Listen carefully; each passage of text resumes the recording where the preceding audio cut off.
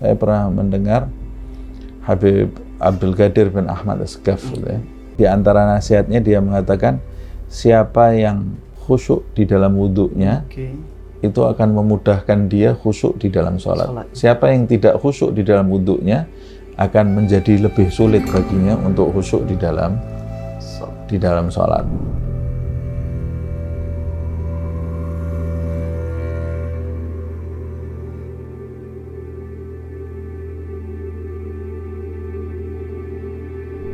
Di paragraf pertama dalam kitab ini disebutkan wakun ayyuhal muridu fi ghayatil i'tina'i bi iqamatis shalawatil khamsi. Di sini Imam Haddad menganjurkan kepada kita semua sebagai murid, hendaklah seorang murid itu harus terus-menerus bersungguh-sungguh dalam memperhatikan pelaksanakan sholat 5 waktu. Ini spesifik sholat 5 waktu. Bi'itmami qiyamihinna, dengan menyempurnakan bagaimana posisi berdirinya, wa qiraatihinna, dengan menyempurnakan bacaan-bacaannya, wa khusyu'ihinna, dengan menyempurnakan kekhusyuan dan sebagainya di sini. Dan ini kan ibadah-ibadah sholat itu, sholat 5 waktu itu adalah ibadah yang sering kita lakukan. Sering kita lakukan setiap hari, bahkan 5 kali dalam sehari. Tetapi kebanyakan orang, bahkan saya sendiri, itu melakukan ibadah sholat ini itu seakan-akan rutinitas saja. Kita belum mampu menangkap rahasia sholat, kenikmatan sholat secara batinnya. Lah, itu ada nggak kira-kira tips atau saran yang dianjurkan oleh Imam Al-Haddad kepada kita semua sehingga kita bisa mereguk kenikmatan ibadah sholat itu? Iya, jadi sebetulnya sholat itu sendiri adalah ibadah yang paling pokok bagi setiap orang yang beriman kepada Allah Subhanahu wa Ta'ala. Sampai kan diletakkan di rukun Islam yang kedua. Ya. Dan Nabi Muhammad SAW sendiri mengatakan as-salatu mi'rajul mu'min. Salat itu mi'rajnya seorang yang beriman. Nabi juga mengatakan wa ju'ilat qurrata aini fis shalah. Allah menjadikan salat itu buah mata hatiku. Kecintaan Nabi Muhammad di dalam hidup itu adalah salat. Nah, ini menunjukkan pentingnya salat, sehingga setiap ibadah yang kita lakukan itu seperti qiraatul Quran, zikir, mencegah maksiat, mencegah diri dari maksiat, itu sebetulnya membantu kesempurnaan sholat kita. Dan sholat kita juga memudahkan kita untuk mencegah diri dari maksiat, khusyuk di dalam membaca Al-Quran dan zikir. Jadi ibadah itu saling memberi yang satu dengan yang lain. Saling menyempurnakan. Ya. Nah, pertanyaannya tadi, bagaimana caranya supaya kita tuh menikmati sholat? Nah, itu perjalanan yang sangat jauh untuk menjalani itu, tapi bagi Allah semua itu mudah jika Allah menghendaki hambanya mencicipi itu. Nah, makanya saya sampaikan di awal tadi, pada hakikatnya apa yang kita bahas di pertemuan-pertemuan yang lalu itu mengarahkan kita supaya kita bisa mencicipi nikmatnya sholat dan nikmatnya ibadah. Walaupun memang para ulama mengajarkan cara-cara bagaimana kita itu bisa mencicipi ibadah, khususnya di dalam mencicipi sholat ini. Nah, caranya mencicipi sholat itu bagaimana supaya kita merasakan nikmatnya sholat? Seperti yang disampaikan oleh Al-Imam Abdullah bin Alawi Al-Haddad. Yang pertama, kita harus mengaktifkan perasaan hati kita saat sholat itu. Jadi asy'ir galbaka. Asy'ir galbaka itu rasakan dengan hatimu. Berarti kalau kita merasakan dengan hati kita, kita tidak lalai. Oke. Nah, kalau kita mau mencicipi sesuatu, kenikmatan apapun, sebetulnya kalau kita mau mencicipi suatu kenikmatan apapun, kita harus fokus terhadap apa yang akan kita cicipi itu. Oke. Kalau kita tidak fokus, kita tidak akan merasakan apa-apa. Salah satu contohnya makan. Oke. Kalau kita makan, tapi pikiran kita bergerilya, membayangkan sesuatu yang umpamanya yang kita anggap penting, makan kita ini jadi tidak ada rasanya kan? Karena kita tidak fokus terhadap apa yang kita cicipi lakukan, tadi. ya. Nah, begitu juga minum, begitu juga kegiatan apapun sebetulnya. Salah satu contohnya waktu kita nonton TV, tapi kita sedang punya problem yang menyita perhatian kita. Ya, acara televisi yang dibilang orang-orang bagus itu, buat kita kosong, kita tidak bisa Tanpa menceritakan, tanpa makna. Nah, jadi salah satu syarat terpenting bagi seorang hamba untuk mencicipi kenikmatan ibadah, khususnya sholat ini, adalah syu'urul qalb. Oke. Mengaktifkan perasaan ini ya, di dalam hati, mengaktifkan hati kita. Mengaktifkan hati itu fokus terhadap apa yang mau dia jalani. Apalagi yang akan kita berhadapan ini bukan manusia, bukan raja, Betul, tapi sang pemilik kita sendiri. betul. Ya, makanya ini dia mengatakan wahdhar an tunaji malikal muluk wa jabbaril jababirah bigal bin lahin. Nah, hati-hati kamu dari perbuatan memanggil rajanya segala raja dan penguasa segala penguasa dengan hati yang lalai. Itu kan seperti kita ngadep presiden tapi tidak fokus. Fokus, benar. Apa yang terjadi itu? Kita tidak akan mendapatkan hadiah apa-apa dari presiden itu, tapi mungkin akan mendapat teguran yang keras karena kamu menghadap presiden kok nengok kanan, nengok kiri, tidak fokus. Atau mungkin bisa dapat hukuman. Oke. Nah, bukan cuma tidak bisa merasakan kenikmatan, tapi bisa kembali mendapat hukuman, gitu ya. Bukan cuma tidak mendapatkan hadiah, tapi bisa kembali mendapatkan hukuman. Nah, jadi sholat itu antara bainal khauf war raja. Oke. Antara takut dan penuh harap. Dan penuh harap. Antara tunduk dan cinta. Sholat itu. Ini cinta lebih dalam lagi, Glenn. Iya. Panggilan atas nama cinta. Betul. Antara tunduk dan cinta atau rindu kepada Zat yang maha baik kepada kita. Jadi antara tunduk di hadapan kewibawaannya, kebesarannya, tapi kita juga mencintainya dan merindukannya karena kebaikannya yang melimpah, kesantunannya yang tak terbatas. Nah, sebetulnya pada intinya yaitu syu'ur itu perasaan. Jadi sholat itu pertama, supaya kita mendapat kenikmatan, pertama perasaan dulu, menghadirkan perasaan. Nah, menghadirkan perasaan itu berarti dengan menyadari, kesadaran. Dia mengatakan, kamu mau berdiri di depan siapa? Gitu ya. Asy'ar qalbaka qabla dukhul fi shalah. Sebelum kamu masuk sholat, kamu menghadirkan kesadaran itu, saya ini akan menghampiri siapa sekarang? Sebelum sholat ya? Bukan dalam sholat baru kita sadar. Betul, bahkan sebelum sholat. Bahkan sebelum sholat. Nah, bahkan sebagian ulama yang dimaksud sebelum sholat ini pada saat kita berwudu. Saya pernah mendengar Habib Abdul Qadir bin Ahmad As-Sagaf, ya. Sudah meninggal dia, termasuk seorang yang punya kedudukan tinggi di sisi Allah Subhanahu wa taala.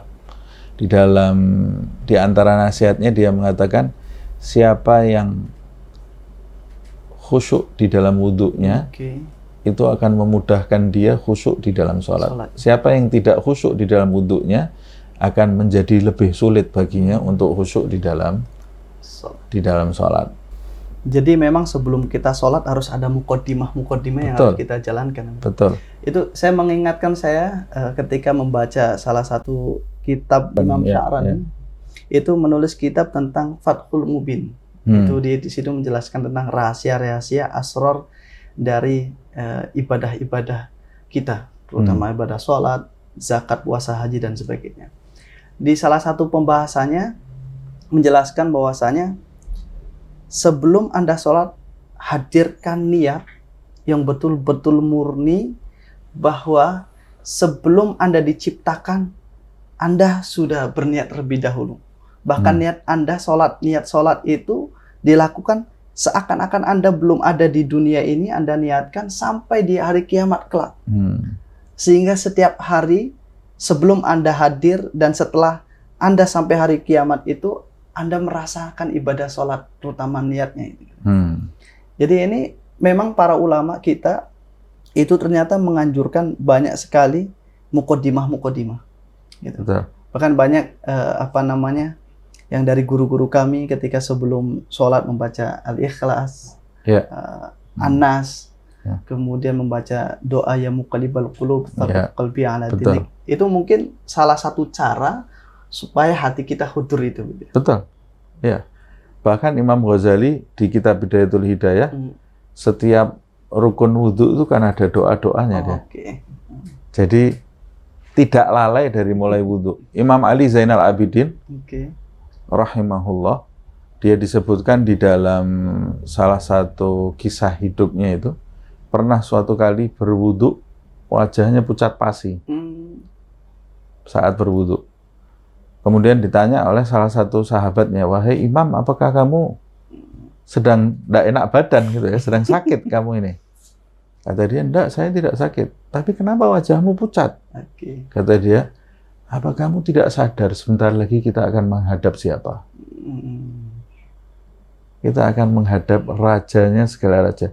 Kita kalau dapat undangan dipanggil presiden aja, 3 hari sebelum undangan itu mungkin perut kita sudah mules ini ya. Bayangkan ini nanti bagaimana saya ketemu. Saya harus berbicara seperti apa? Mungkin kita akan melatih cara bicara kita, bajunya sudah kita persiapkan, terus tegangnya itu sudah ada di dalam dada kita, apalagi ketika kita melangkah mau masuk ke istananya, mau semakin dekat, semakin kita itu nervous itu kan. Karena kita akan menghadap pemimpin. Bagaimana kalau sekarang kita ini menghadap presidennya para presiden, Allah Subhanahu Wa Taala? Harusnya kita merasakan kewibawaan itu. Kalau dalam bahasa Arab kan kehaibahan, haibahnya Allah Subhanahu Wa Taala. Bukan takut seperti takut dari macan. Kalau takut dari macan kita malah lari. Tapi ini takut yang lain, namanya ketundukan. Nah, itu harus ada di dalam diri kita. Plus dicampur rasa rindu, rasa cinta karena ingin berjumpa dengan Zat yang maha baik. Dan mungkin dari sini kemudian kita lahir ada istilah etika dalam sholat, etika dalam ibadah gitu. Nah ini tadi kan hati kita benar-benar hadir, sadar betul bahwa yang kita hadapkan, yang kita ini akan menghadap kepada Allah Subhanahu Wa Taala. Nah problemnya kita yang masih dalam proses perjalanan suluk yang itu pun jauh sekali, jangan hadir. Kita ibadah ini tergesa-gesa dengan rutinitas kita yang kadang itu menjebak kita. Betul. Kemudian beragam aktivitas yang harus kita lakukan. Itu rasanya itu amat berat. Amat berat kita ketika mengikuti anjuran Imam Ghazali, setiap mengusap wajah itu ada doanya, wudu, anggota badan macam-macam itu ada doanya macam-macam. Lah itu dengan rutinitas kita yang menganjurkan demikian padatnya, itu kayaknya rasanya nggak mungkin. Lalu bagaimana dengan kondisi kita yang demikian?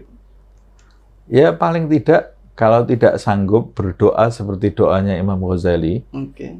paling tidak kita berdoa menurut doa kita. Oh. Jadi ketika kita umpamanya mengusap wajah, ya Allah jadikan wajahku nanti berseri-seri saat menghadapmu, ya Allah. Waktu kita mengusap tangan dengan bahasa kita aja yang simpel, jadi kita tidak terlalu beban dalam menjalankan itu, tapi pada intinya kan hadir pada saat kita wudhu, karena wudhu itu bagian dari ibadah gitu ya. Tapi yang baru kita bahas tadi kan baru syu'ur gitu ya, menghadirkan perasaan sebetulnya. Sebetulnya kan ada 3 istilah yang disematkan oleh Imam Abdullah bin Ali al-Haddad ini. Habib Abdullah bin Ali al-Haddad di dalam kitab ini ada syu'ur qalb, ada hudur, ada khusyuk. Ini kunci batinnya di sini. Iya. Jadi kalau kita mau merasakan manis tadi yang kita bahas itu, ya kita harus memiliki syu'ur. Syu'urul qalb, merasakan. Itu terjadi sebelum gitu ya. Merasakan, oh ini saya akan menghadap siapa. Kemudian pada saat saya masuk ke hadirat Allah di sholat itu harus ada hudur dan khusyuk. Hudur itu menyadari setiap kalimat yang kita ucapkan. Ya, itu hudur. Jadi tidak mengucapkan itu dengan kelalaian, seperti orang mengigau gitu ya. Kemudian khusyuk itu melaksanakan itu dengan ketundukan. Jadi pada saat takbir, dia merasakan di dalam hati bahwa dia itu menyerah kepada Allah Subhanahu wa taala. Nah, jadi merasakan dia ini sedang menghadap Allah Subhanahu wa taala dan dia menyerah. Kemudian pada saat ruku dia membungkukkan badan kepada kekuasaan, kebesaran Allah Subhanahu wa taala. Begitu juga saat sujud, saat duduk di antara 2 sujud. Nah, itu sebetulnya kan yang dimaksud dengan ihsan itu, anta abudallah ka'annaka tarah fa in lam takun tarahu fa innahu yaraka. Nah, engkau beribadah seakan-akan engkau melihat Allah. Kalau engkau tidak sanggup, hadirkan seakan-akan Allah bahwa Allah itu melihat kamu, kata Rasulullah SAW. Nah, itu semua harus dicapai, tidak bisa langsung, tapi harus berproses. Karena dalam menjalani itu kan kita harus berhadapan dengan qalbin ghaflah gitu ya. Hati yang lalai tadi. Ada 2 kan, dan wasawis, was-was, lintasan-lintasan hati. Ada kelalaian, ada lintasan-lintasan hati. Kalau lalai itu keberpalingan kepada selain Allah. Jadi ada hal yang menarik, lebih menarik daripada itu. Itu yang menggagalkan fokus kita. Nah, itu yang paling pokok itu harus. Kalau itu saja kita tidak bisa, ya sholat kita ya seperti orang ngawang tadi itu, tidak berasa apa-apa sholatnya ya. Nah, kemudian kalau kita sudah mulai fokus, rintangan keduanya itu was-was. Itu pasti nanti kita akan mendengar suara-suara yang selama ini kita tidak mendengar. Lintasan-lintasan hati ini derasnya kan luar biasa. Nah, kita sekarang ini tidak usah sholat lah. Kalau umpamanya kita sekarang ini tidak fokus, kita tidak dengar apa-apa di dalam diri kita kan. Yang kita dengar kan suara di luar ini. Tapi coba pejamkan mata, mulai fokus dengan tarikan nafas kita, hembusan nafas. Nanti lama-lama yang di luar ini hilang. Kita tidak dengar. Ada suara yang lebih ramai lagi dari suara di luar ini. Suara apa itu? Yang di dalam hati kita ini. lebih ramai daripada suara ini. Nah, itu juga ada caranya dalam menghilangkan semua itu. Makanya kadang kita diperintahkan oleh Tuhan untuk uzlah sebentar. Aduh, jangan-jangan sholat itu sebenarnya bentuk dari uzlah dari kehidupan rutinitas kita. Sholat itu kan sebetulnya ya uzlah itu. Uzlah kalau kita betul-betul menjalaninya dengan serius. Ya. Makanya saya katakan tadi, sholat itu sebetulnya pelajaran yang tidak bisa kita tegakkan sekali. Tapi itu pelajaran seumur hidup. Sholat kita akan semakin matang dengan bertambahnya kematangan wawasan kita dan kesadaran kita sebagai hamba Allah Subhanahu wa Ta'ala. Sholat itu nanti akan bertambah matang. Dan itu harus dilatih. Harus dilatih. Nah, seperti tadi saya jelaskan, ghaflah harus dilatih fokus. Kalau lintasan-lintasan yang deras itu, kata Imam Ghazali di dalam kitab, caranya tidak ada cara lain kecuali memotong tempat bertenggernya lintasan-lintasan hati itu. Apa itu? Hubbud dunya. Cinta dunia. Jadi selagi orang itu masih memiliki cinta terhadap dunia ini, yang menjadikan dia ini jauh dari Allah Subhanahu wa Ta'ala, dunia ini masih ada di hatinya, maka lintasan-lintasan itu pasti akan terus ada. Berarti kan ini harus proses. Harus proses. Tapi di samping itu, sholat itu bisa kita paksakan untuk khusyuk dan hudur. Nah, itu nanti bisa membantu juga bagi kita untuk mengikis cinta kepada dunia. Itu yang saya sebut di awal tadi. Ini sebetulnya saling berkait, melengkapi. Nah, ada juga di dalam kitab yang lain, Habib Abdul Haddad menjelaskan cara hudur. Kalau hudur itu supaya kita tahu apa yang kita ucapkan. Itu di dalam kitab Ithafus Sa'il. Dia menjelaskan mulai dari tingkat pertama, yaitu dengan cara menyelaraskan apa yang kita ucapkan dengan hati kita. Jadi apa yang kita ucapkan, hati kita juga ikut mengucapkan. Itu yang pertama. Nah, tingkat yang pertama. Ya, mulai dulu dengan itu. Jadi kalau menyelaraskan antara ucapan mulut dengan hati kita. Jadi hati kita ikut mengucapkan seperti apa yang diucapkan oleh mulut kita. Nah, itu nanti ibadahnya akan berpengaruh di dalam, berdampak dalam kehidupan.